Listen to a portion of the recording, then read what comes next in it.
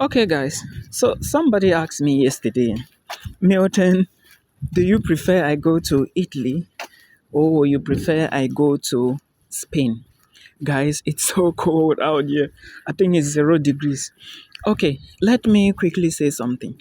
Now, these two countries, they are not the same.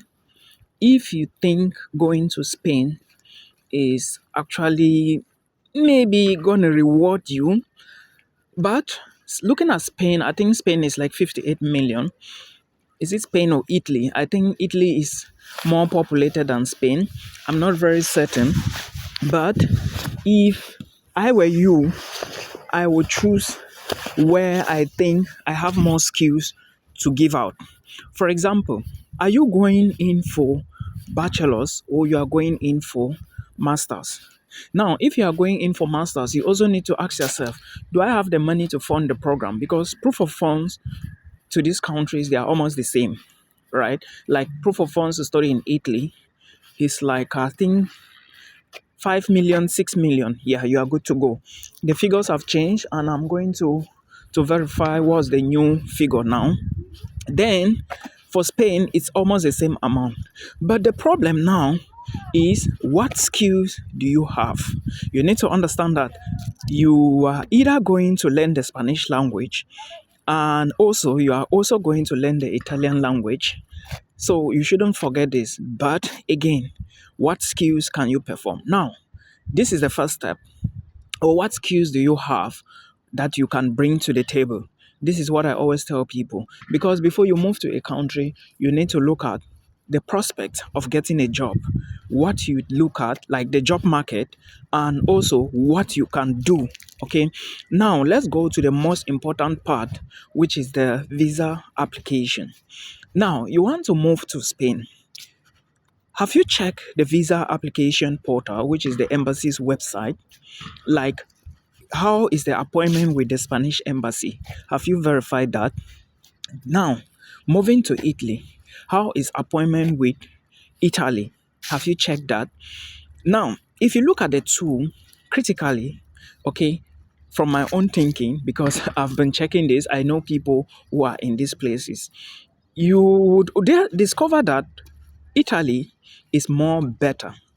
Okay, when I say Italy is more better in terms of visa approval rates, in terms of appointments, it's easy to easily get into Italy than to get into Spain. So these are some of the things that you should consider when it's easy to get into Italy, not Spain. These are some of the things that you should consider when you are trying to move abroad. Now, you also need to understand that moving abroad is not just about moving abroad. You need to ask yourself, am I targeting a document, a diploma? Do I really just want the diploma?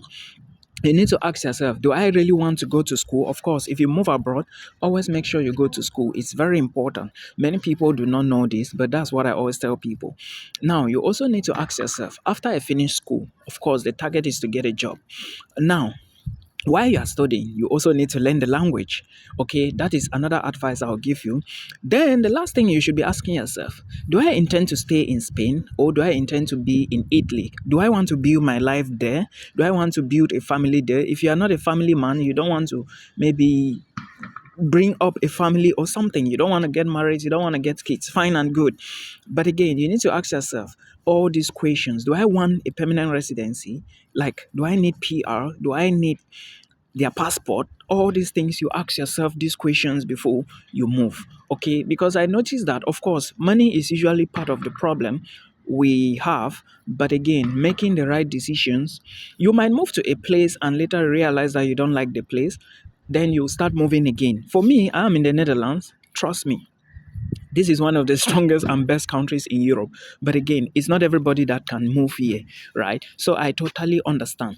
So put all these things into consideration before you move anywhere. It's important. You may not be the sole decision maker.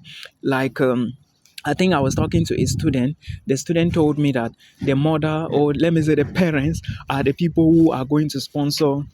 I'm looking for son. who are going to sponsor her. That is why the problems of decision making is hard on her own part, which I totally understand. But again, you have to keep your parents down, talk to them, because you might be the most educated person and your parents might not know anything. But you have to talk to them, make them see reasons that this is the best thing. See, guys, if you have a means, if you're in Cameroon, okay, and you have a means to move to Europe, please leave. If you are not doing anything in Cameroon, you don't have a job that can pay you, and you are like you don't have anything you are doing, especially those of us from struggling families, please leave.